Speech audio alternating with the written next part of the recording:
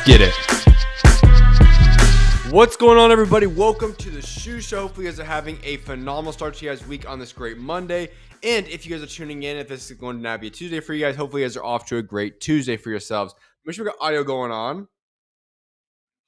All right, so we're good to go. So lots of stuff we're going to get in today's show.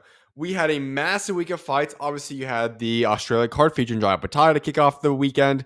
Then you went over and you had the Matchroom card going down in the UK. And, of course, the grand finale was the PBC card headlined by none other than Cruz and Lamont Roach. So there is so much to get into in today's show. But as always, if there are any topics, questions, or whatever the case may be that you guys want me to address on today's show, also if you guys disagree with me, want to say anything, leave it in the chat. That works on both X and YouTube. And if you guys have those things in the chat, I will have those comments come up on the screen so we can talk about that and go back and forth in that regard.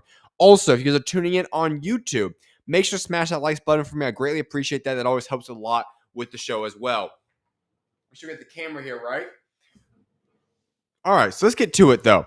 As I said, jam-packed show today. Lots of to get into. And as I said, like always, if you guys have anything you want me to address on the show, make sure to just give me your thoughts. I want to hear about it and we can go back and forth in the chat. So, I can start off with so many different places here, but we are going to start off with the PBC card for tonight's show. And so let's go right to the main event. WBC interim super lightweight title was on the line in this fight. Cruz, Lamont Roach. It was scored a majority draw. The scorecards read this: 115-111, 113-113 across the other two scorecards, giving this fight the majority draw. All right. Now, a few of the tidbits of information before I actually give you guys my thoughts on it. We do have information now that Lamont Roach went into the fight with an injured right hand, and it was now confirmed, I believe, that he broke his hand also in the 5th round. Then, also at the opening bell, remember, Lamont Roach is no longer the 130-pound world champion, as Jonathan Dickens has now been promoted to world champion at lightweight. So, a junior lightweight, my apologies for the WBA. So, just a little bit of tidbit information in that regard. Let's hop right into it, though, because we've got so much to get into on today's show, and I want to break down this fight, though. And I want to hear your guys' thoughts first of all. Did you guys have Cruz or Lamont Roach winning that fight? Now, if you guys have heard my thoughts on X, and I was very vocal about this, you guys know where I stand on this, so I'm going to elaborate on this now. But I want to know what you guys thought. Was it supposed to be a draw? Do you guys think that Cruz won, Lamont Roach won? Here's my thoughts. I had Lamont Roach winning this fight. Now, when I look back at the fight, I will say this. Robbery might not be the best word here because it was still a close fight. But did Lamont Roach win this fight? I believe so. I do believe that. When I look back at it, I think Lamont Roach won this fight by a round or two. However, I will admit to this. In those final rounds, I think Lamont Roach will look back on round 11 and round 12 and notice one thing. He could have gone a little bit harder. I think Lamont Roach thought and knew he was in control of the fight leading up to those final championship rounds of the fight. And I think Lamont Roach let off the gas pedal a little bit too much. Now, do I think he still edged out that victory? Yes. But you should have already learned this back when you were fighting against, let me make sure we can see we got a little notification there. But you should have made sure that you were well aware what happened with the Tank Davis situation. And you even talked about not wanting to leave this fight in the judges' hands. That's what we all discussed. And yet, for one reason or another, Lamont Roach left the gas pedal too much in those final 2 rounds. Where I think he could have increased his output, he could have done a little bit more work, and he could have solidified those rounds where they were non-negotiables, where he would have won. And if he would have won either one of those rounds, you obviously are looking at a situation where either you go to a draw or obviously you become the winner in this fight. So I think he's going to look back on this fight and be disappointed. But I want to make this very, very clear for Lamont Roach. And let me actually see this. We have a little bit of a notification here. It's a little bit weird. Let me go pause real quickly. As it appears, the notification from YouTube about something on the connection aspect. Let me pull it up what we got right now. I think we should be good. If there's any issues emerging on the YouTube end, make sure to let me know. It appears that it's going fine, but I don't know. For some reason, this thing is tripping and saying there's some notification going on about not working fully. So it appears it's good, though. So we'll go off of this. All right. Let's get back to the real show, though. So I want to say about Lamont Roach. When we look back on 2025, Lamont Roach is going to be looked at as a man who probably was robbed more so than I've seen any other fighter robbed in a year. And let me explain this. Lamont Roach headed into the calendar year of 2025 as the 130-pound world champion. But for the casual fan, people did not know who Lamont Roach was. As of the end of 2025, Lamont Roach is officially a star. In my eyes, he is a star. He's a massive name in American boxing and boxing at large. And on top of that, let's see how we got here. We go back to the fight with Tank Davis. In my eyes, Lamont Roach won that fight. He should be the victor in that fight. And so Lamont Roach should have won that fight and become the 135-pound world champion. Then we fast forward now to what just happened this past weekend. Lamont Roach faces Cruz. The WBC interim super lightweight title was on the line for 140, and Lamont Roach should have won that fight as well. Now, do we realize how insane that is?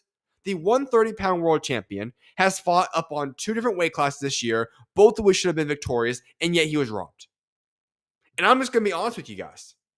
I feel for Lamont Roach. It's difficult to look at a position where you are a man who has done great things this year, and yet all your record shows for is 2 draws. That's disappointing. But what I will say is this. On the bright side, Lamont Roach has now officially solidified himself as a star in boxing. There's no ifs, ands, or buts about that. He is one of probably the top 5, 10, 15 names in all boxing right now that people want to go face. He will get big paydays heading into 2026 as well. There are big fights for him to make, whether that be with Shakur Stevenson, that be with countless other guys, the rematch with Cruz, so on and so forth.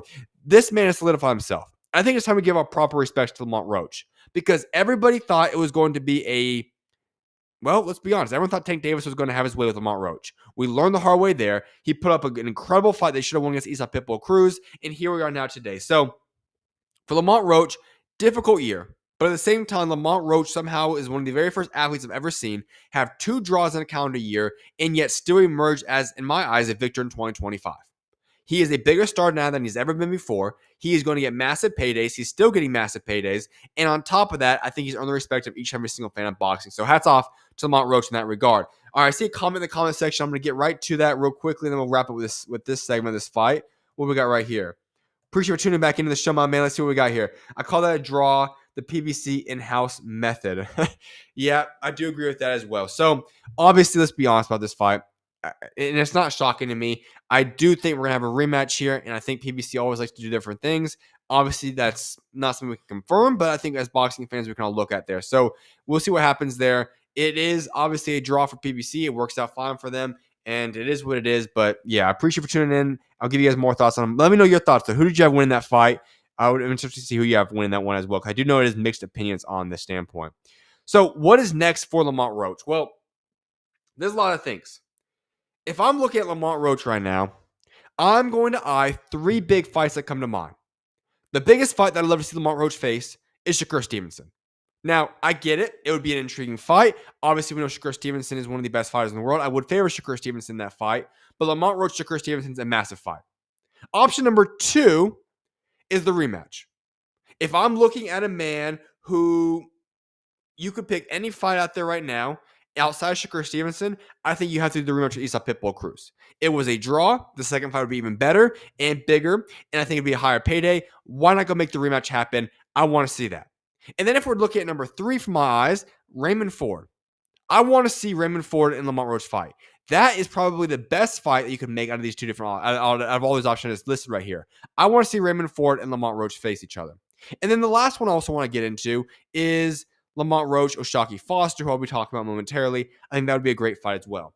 I also want to fast forward and go into Cruz real quickly. I think the biggest fight for this man right here is, who has had a phenomenal year as well, but I would love to see Cruz go out there and face either the rematch with Lamont Roach, or I think it's honestly the biggest one right there. Obviously, we had the Fierro fight he could have rematched again, which was fight of the year contender early this year, but I think Cruz, just go for Lamont Roach again. I think that's the most realistic option, and we'll see where he goes from there. I want to go back to the comment section real quickly, though, see what we got here. I'm glad you brought this up right here. I love this comment right here. The comment reads, if you guys are not seeing it, I thought Roach pulled it off, but he could have won way easier by just boxing. Thank you. And that's a huge point right there. I made a tweet about this mid-fight, and I'll be honest. Now, did he earn some more respect, and I'm talking about Lamont Roach, in terms of showing that he can stand in the pocket and exchange with the power puncher and a very active, high-output puncher? Yes. And I think that was very impressive. But if we're being honest right now, there comes a time in boxing where you do have to get to a place where you realize a win is a win. And Lamont Roach, yes, he proved he can stay in the pocket, which did impress me. But if you are Lamont Roach, we saw the blueprint to beat Cruz by Rayo. And let's be honest, we all know that Rayo and Lamont Roach is a level between the 2 of them. Lamont Roach is a much better fighter than Rayo. Just being honest. And so when we look at it from that standpoint, Lamont Roach should have easily won this fight. But he chose to stay in the pocket. He made a very entertaining fight. I'm not going to complain about the fight. I loved it. But like you said right there, he could have won way easier by just boxing, by doing his game plan, by doing his style, similar to the way he won his world championship, similar to the way he beat or should have beat Tank Davis. But I just was a little bit baffled by that. I don't know why he went that route. And then also the final 2 rounds of the fight, I don't know why he let off the gas there as well. I feel like those last 2 rounds cost him a lot. Also here, Foster beat Fulton like Fulton beat Figueroa. Yes, I do agree with that as well. That I'm going to talk about momentarily. That was one heck of a performance. I'm going to talk about that after the lower fight. But yes, I 100% agree with you right there. That was a masterclass performance right there. So I talked about just a moment ago, though, as to what fights I do want to see. And I just want to go in depth a little bit more on this regard about the Lamont Roach situation. What I want to see from Lamont Roach is a fight with Raymond Ford. And I know I mentioned this as other fights, Shakur Stevenson, fun fight. Obviously, the rematch with Isa Pitbull Cruz, let's run it back. I'd love to see it. O'Shaquie Foster even, why not? A Tank Davis rematch, why not? But if we're talking possibly the best fight to make, I would absolutely love to see Raymond Ford and Lamont Roach fight each other at one point. You know, you could say the very same thing for O'Shaquie Foster, but I would love to see Raymond Ford and Lamont Roach fight one time, but we'll see what happens in the future there. I will say this, though, as well. I just want to go add this last point in there because there are so many options on the table for Lamont Roach. I do think right now that we need to see the rematch between Lamont Roach and Isa Pitbull Cruz. If we just look at everything he's unfold right now, currently for this position, I want to go out there and see the rematch between Isa Pitbull Cruz and Lamont Roach. When you have a draw, and this almost always applies, but almost always when there's a draw, a rematch needs to be involved. But when you have a great fight like we witnessed on Saturday between Lamont Roach and Isa Pitbull Cruz, there must be a rematch. I know the majority of people think that Lamont Roach won that fight. Obviously, a lot of people think that Isa Pitbull Cruz won that fight, and yet the result was a draw. I think it would be a shame if we don't have that rematch because not only is it a fun fight, it'd be a good fight, it'd sell well, both guys get a nice little payday. The fans want it as well. So if we're going to be honest right now, I think we need to get in a position where we watch Lamont Roach and Isa Pitbull Cruz rematch each other. It needs to happen in 2026. Let it happen. I get there's plenty of other great fights. Lamont Roach has got, obviously, Tank Davis. You have a Shakur Stevenson fight. You've got all these different fights. O'Shaquie Foster could be on the list. All these different guys could be on the list. Go make the rematch happen. Isa Pitbull Cruz, Lamont Roach. We need this rematch 2026. It would be added on to what's already a phenomenal list of fights going down in 2026. Make this fight happen. Main event. Put it down in 2026. We need to see it happen. So that's what I've got for you guys in terms of the main event. Let's head over now into the co-main event. Let me pull it up right here. As I just said, we're going to talk about this right here. WBC interim lightweight title fight. I don't even want to talk about that aspect. Obviously, you guys know how I feel about all that stuff happening right there. But whatever. WBC interim lightweight title fight. O'Shaquie Foster defeated Stephen Coolboy Fulton via unanimous decision. 117, 111, 118, 110, 119, 109. All right. Round of applause belongs to O'Shaquie Foster. O'Shaquie Foster is the man of the hour. What O'Shaquie Foster did this past weekend is that coming out party. You know, there are certain moments in athletes' careers where all of a sudden you've put all the work in. You've done the hard stuff. And all of a sudden, your fruits of your labor come to full fruition. This was that night for O'Shaquie Foster. This was the night when all the world was having their eyes on him, and people finally got to take in and appreciate the greatness of O'Shaquie Foster. Because what this man did, let me remind you, he made weight at 130. When he was the world champion, Stephen Coolboy Fulton, on the other hand, he came in overweight, was given an advantage at 135 because he was overweight by 2 pounds, already had that advantage going for himself. And, O'Shaquie Foster did not let that. He did not let the fact that the fight got rescheduled multiple times detour him. This man was locked in and went to war with Coolboy Fulton. And he would put on an absolute masterclass in this performance as well. He put on such a masterclass against a very, very good opponent in Coolboy Fulton. That is hard to do. Let's not disrespect Coolboy Fulton. This man is a legitimate fighter. It was not a matter of Coolboy Fulton not being a good fighter in this situation. This was a matter of just how good O'Shaquie Foster was. And I think if you were watching that fight on Saturday night, we all realized that a new star was born. We realized that O'Shaquie Foster is not just a good fighter. He's not just a world-level fighter. This is an elite fighter. This is a man who is very, very talented. He is a 130-pound world champion. He is now the interim at 135. This is a man who's going to be a problem, not just right now, but for the years to come.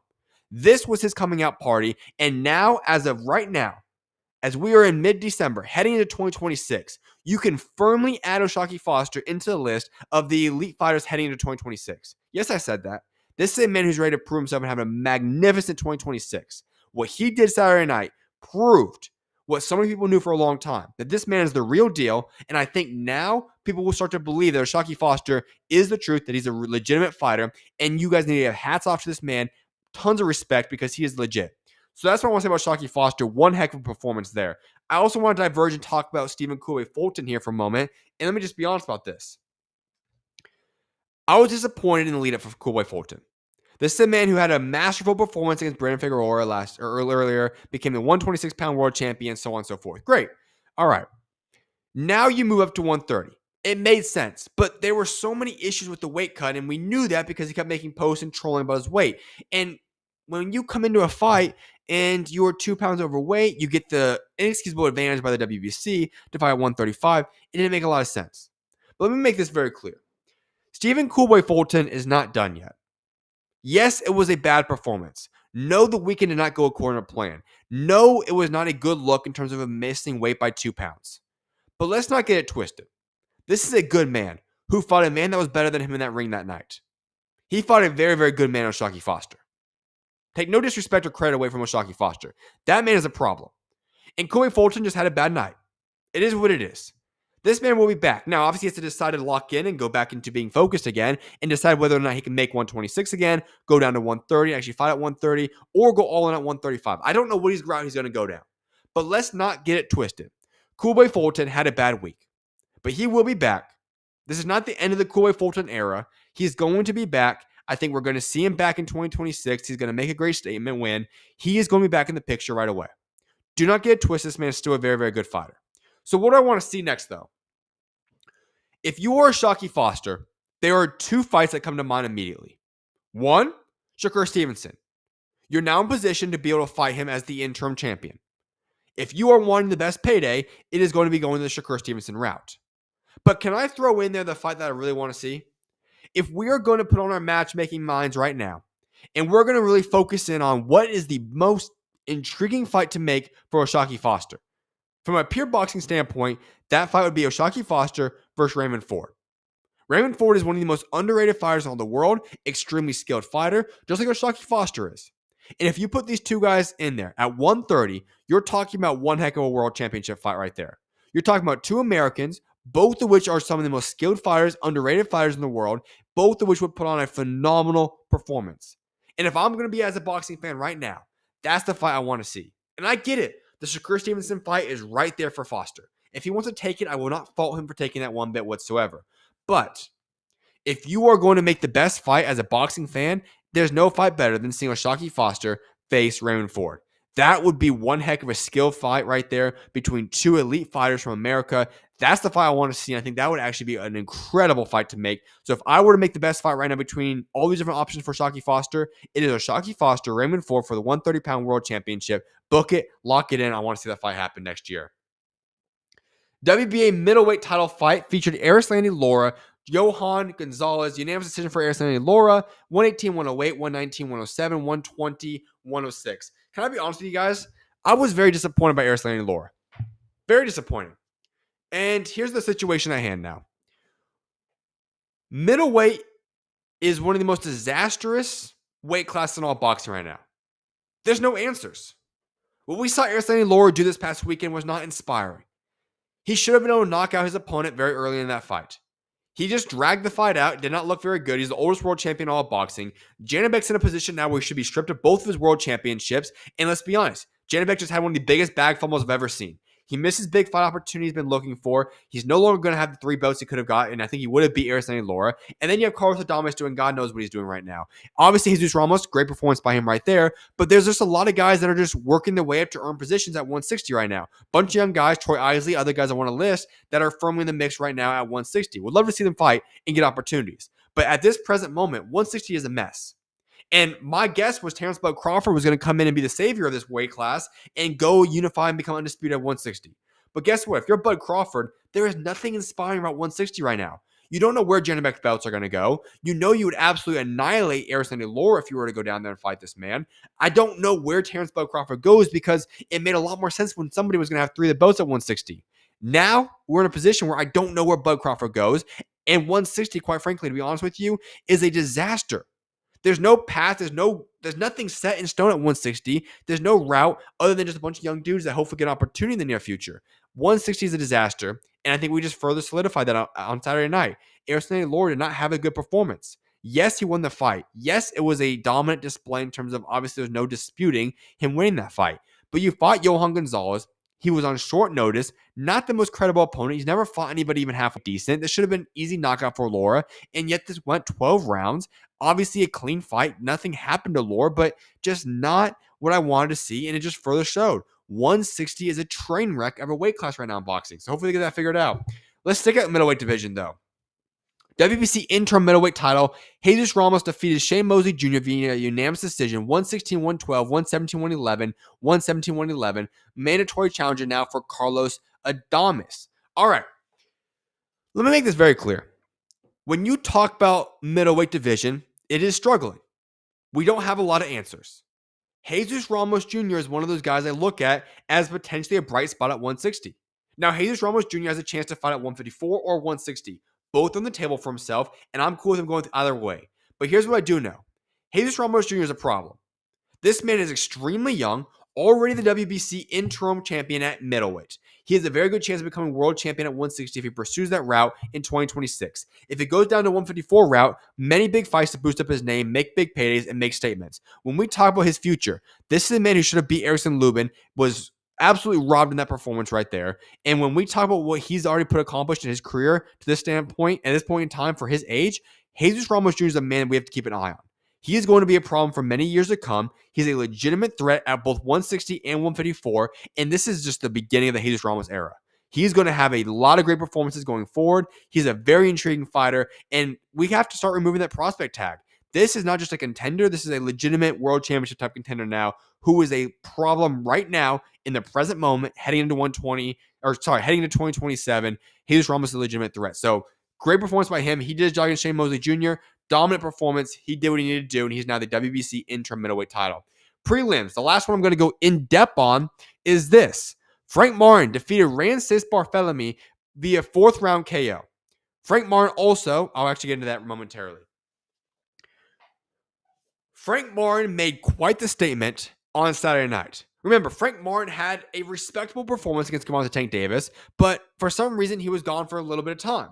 Frank Martin returned to the ring on Saturday, and he showed everybody who that man is. He showed everybody why he had all that hype a little bit ago. And listen, Frank Martin at 140 is a legitimate threat and problem to the entire weight class. He is. We saw Frank Martin beforehand. We knew he was skilled. We knew he was good. Nobody questioned that about Frank Martin. But now we look at what Frank Martin did in the ring on Saturday at 140, and he knocked out a very tricky and intriguing fighter in Rances Barthelemy. This is a man who went out there, 4th round, KO of the year type contender, and he made that statement that said, you know what? I'm back.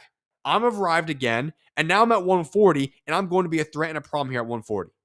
What Frank Martin did this past weekend showed he's going to be a threat, and that 2026 is going to be a huge year for Frank Martin. Listen, there are so many options for Frank Martin, one of which is this. He intends to challenge IBF Junior welterweight champion Richardson Hitchins in his next bout, according to his promoter Earl Spence Jr. I'm all for it. If we saw the way Frank Martin performed, this man has all these different intangibles. He's a very skilled fighter, has the power, but also has the ability to promote himself and has the branding aspect. So when we talk about Frank Martin going forward in the future, this is a man we have to keep our eye on. He is going to be a man that's going to spice up 140, and he's going to have some fun fights, I think, in 2026. And I'm talking about maybe he goes right for a world championship shot against Hitchins. I think he could pull that off. There's a lot of other guys at 140 could do it with. I think Hitchins makes the most sense for himself. But all I know is this. Frank Martin is in store for a big 2026. Now, I will diverge a little bit quickly. I know he called out Hitchins. I know he just said I would not mind seeing that fight happen. I do favor Hitchins in that fight. But still, I think it's a good fight. I think Frank Martin's going to have a big year in 2026. Other results that did go down on this card for PBC, Isaac Lucero, he defeated Roberto Valenzuela Jr. via 8th round KO.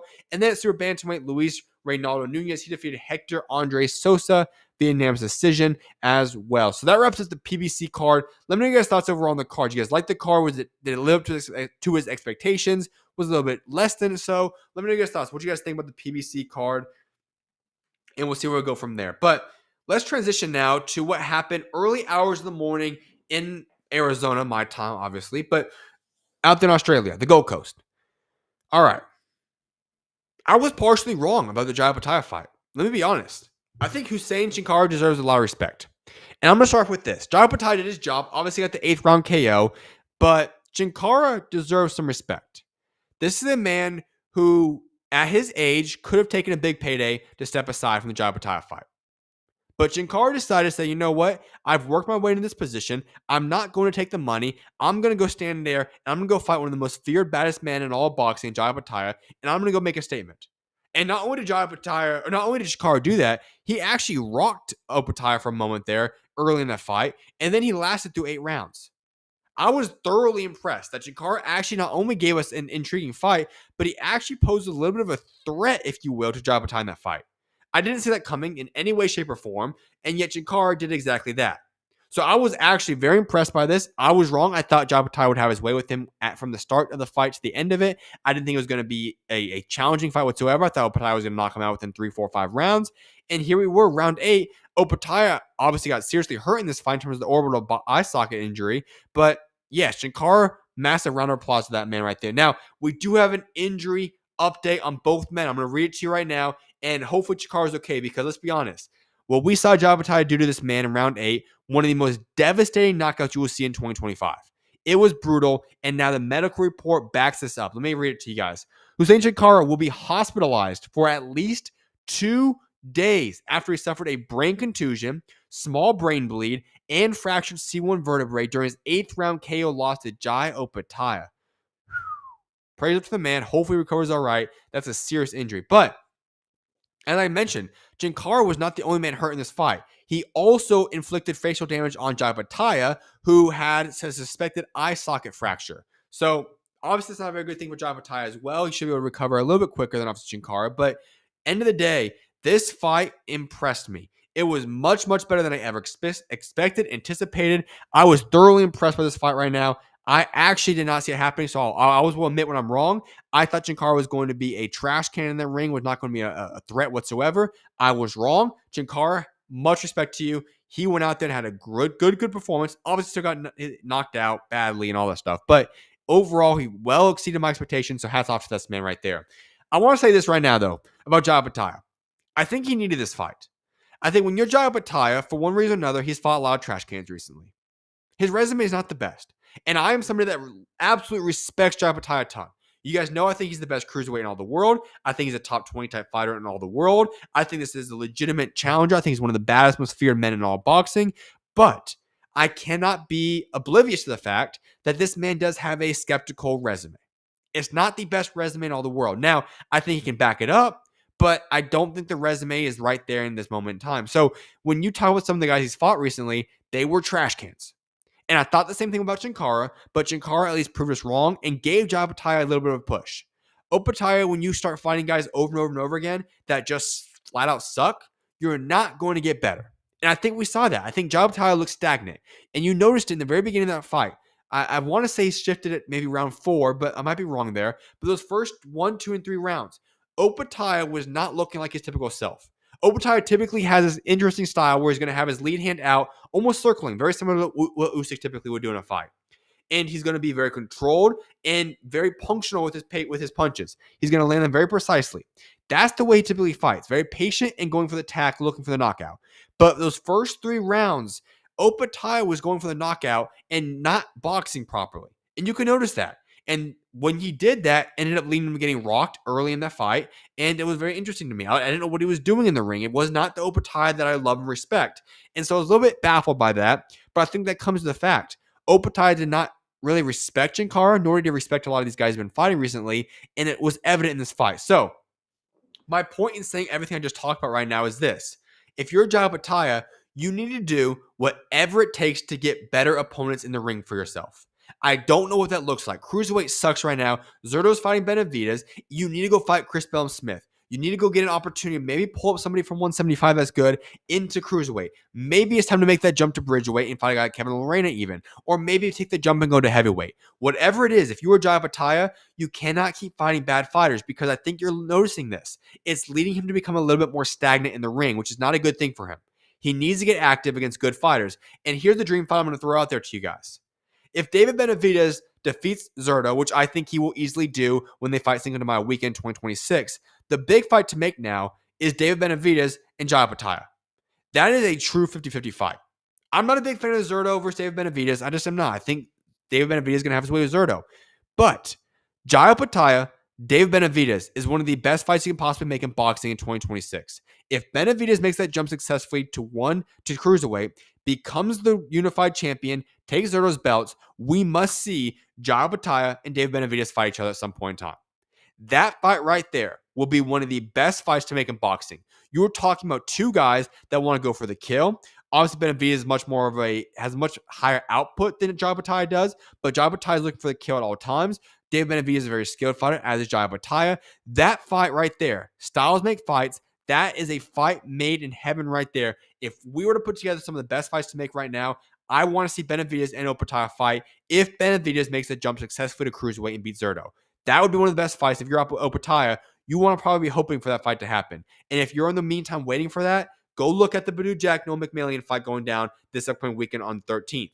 Hopefully you can get one of those fights because all I know is this: Opetaia needs to fight better competition. Keep stepping it up. You don't want to go get stagnant. You don't want to get ring rust, and you don't want to get content with where you're currently at. So that's my biggest thing about Opetaia, but overall, still a very successful night. Obviously, if you're saying that Opetaia, struggled a little bit in the beginning parts of that round, and yet he still has the KO of the year possibly, obviously, it just shows how good Jai Opetaia is.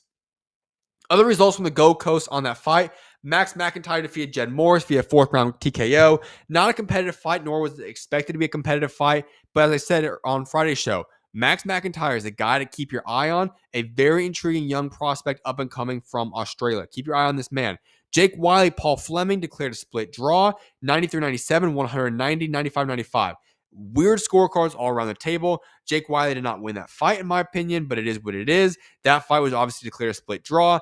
Jake Wiley has had a good year. Obviously started off with the Cambosis victory, signed with Matchroom. The rest is history.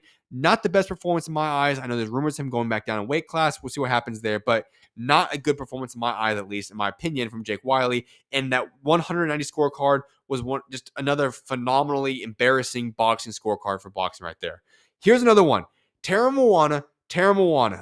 This is a man that all heavyweight fans should be excited for. When we're talking about who is the future of the heavyweight division, you can put Tara Moana's name right up there with some of the top guys at heavyweight. This is a man who has the full package. He is a very likable character. He is good at branding. And then in terms of being inside the ring, Tara Moana is a man who is a problem. I get it. We have not seen him fight elite competition yet at heavyweight. But what I do know is this. This man continues to knock out guy after guy after guy. And mind you, most of it coming in the first round. This is a man who's got power, has got skill, the personality, the branding. He's got the full package to be a legitimate, entertaining name, sell big tickets, sell a lot of seats, and possibly even become world champion one day at heavyweight. I'm pretty much sold on Tara Moana. I think it's only a matter of time. Call it within the next 18 months. He could be fighting for a world championship. That's how high I'm on this man. I think he's the real deal. Big time fight, and he showed it once again with the first round knockout this past weekend. Then also on the card, Ben Mahoney, he defeated Winston Hill via 6th round KO. And Jason Maloney, he defeated Herlin Gomez via 4th round TKO. All right, let me know your guys' thoughts. Who was the who had the best performance of the weekend? I want to get your thoughts on this one. Obviously, lots of fights went down. Who was the most impressive performer that you saw this past week? And let me know your thoughts in the chat real quickly. All right, so I'm now going to transition into the Matchroom card, which was in between the Opetaia and the PBC card, and it went down in the UK. So, main event, Shabaz Masoud fights and defeated Peter McGrail via unanimous decision. He now won the EBU European Super Bantamweight title. Very interesting performance. I think it was a very entertaining fight. Fight of the year contender, possibly even you might throw it in there. Just a very high pace, good output, good performance right there. I was very intrigued and excited about that fight. It was very, very entertaining. But here's the interesting part. For Shabaz Masoud, who do I want to see him fight? None other than Nick Ball. I think that's a perfect fight for him to make. Nick Ball, obviously the world champion. You have the British domestic scene going on right there. Package these two guys up. Let's make this fight happen. I'd love to see it happen in 2026. I think that's the fight to make right there. But overall, still a very good performance. I think both guys will continue to bounce back and continue to elevate their careers. No guy was really the official loser in that fight. I thought it was just a very competitive, good fight right there between two guys that gave us an incredible show. Then, a very big statement. Elif Nurturhan defeats Beatriz Pereira. She was the former champion via TKO. She won now the IBF Women's Lightweight title. This was a sensational. You don't see a lot of knockouts happen in women's boxing, especially on the elite scene. We saw this happen on Saturday. It was a phenomenal performance, one of the most powerful women in all boxing. Hats off to her because that was a very impressive performance. Here's a guy I do want to spend a little bit of time on, and it is Johnny Fisher. All right, so he beat Ivan Balaz via TKO at the heavyweight division. All right, so Johnny Fisher, remember, he switched to Tony Sims, obviously part of Matchroom Boxing, and this was his new era to say for Johnny Fisher. Johnny Fisher is going to continue to have big fights because he knows how to sell himself well. He knows how to market himself, so on and so forth. But I'll be honest with you. I'm not very excited about Johnny Fisher's future. This is a man who, when you talk about Johnny Fisher, he's got so many holes in his game. Yes, there are some bright spots in Johnny Fisher's game, but for the most part, there are so many holes in Johnny Fisher. And on top of that, this right here, this chin, it's not good. It is nearing glass stage. Johnny Fisher gets cracked, and you talk about him possibly, and it should have been dropped by Ivan Balaz, who is not even a respectable fighter at heavyweight. It was not the best showing for Johnny Fisher. Yes, he got the win. Yes, he got that knockout. But in my eyes, I was not impressed by Johnny Fisher whatsoever. I thought it was a very underwhelming performance. And I just don't know where this man goes from here because he's obviously not a world level heavyweight. And then on the domestic scene, he can sell good. But for Johnny Fisher, it's just like, I just don't know who he beats. I mean, you look at guys like Fraser Clark. Does he beat him? Probably not. Does he beat Jamie TKV? No. Dave Allen, he already obviously lost that one. And so it's just like, I don't know where Johnny Fisher goes. He's going to sell tickets, but not a good heavyweight prospect right there. I think he's just, remember, earlier this year, he was ranked in the top 15. He's not that guy. Conan Walker, Pat McCormick via KO by Conan Walker. Remember what I said to you guys on Friday? Now, I got it wrong in terms of the prediction, but I told you guys this. This will be one of the best fights of the weekend. Was I not right? I told y'all, Conan Walker is one of the great warriors of this generation for British boxing. He will always, always, always give you an absolute show when he goes out there and fights. This man knows nothing else other than war. And it's very impressive. When you talk about Conan Walker, this man is never going to back down. He goes to war every single time. It doesn't matter where he's at in a fight. If there's still time left on that clock, he is going full on attack mode on you. And we saw that. And I want to talk about this because Pat McCormick is somebody who I'm very high on. I thought McCormick was going to win this fight. I talked about him being a silver medalist. I thought of him being obviously a young, good prospect, somebody who I think is going to be a possible world champion in the future. Well, guess what? All those aspects for Pat McCormick have now gone out the window.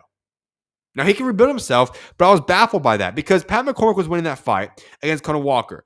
Final round of the fight, Conan Walker does what Conan Walker always does. He puts on the pressure, the attack, and we saw Conan Walker go on the attack of Pat McCormick, and McCormick didn't know what to do. Let me tell you what you do in that situation. You wrap the guy up. I was very baffled by that. Watching the fight unfold, I was just wondering, for Pat McCormick, you had the fight in the bag. Why are you not wrapping your man up? Now, I don't like guys that do that all the time, but end of the fight and you're up and you have a chance at this massive fight for yourself, why are you trying to go out there and still exchange with Conan Walker? You should have wrapped him up, got the fight over with, and emerged victorious. So Pat McCormick needs to learn that aspect to his game, but for Conan Walker, I'm not going to take anything away from this man. He has more fight than just about anybody you will see in all boxing. He proved it once again this past weekend. And if you are Conan Walker, you have to look at fights like Echo Esserman. Obviously, that's a great fight to make right there. Or pretty much anybody at 147. Lots of big fights for yourself. He's a tough out, no doubt about that one. But that's who we got for Conan Walker. Then Sean McComb, he defeated Hugo Mikhailov via TKO. IBF European Super Lightweight title was on the line. He won that. Good performance by Sean McComb. I thought he looked very, very good in this performance, and now we'll see where it goes from this, heading into the good year of 2026.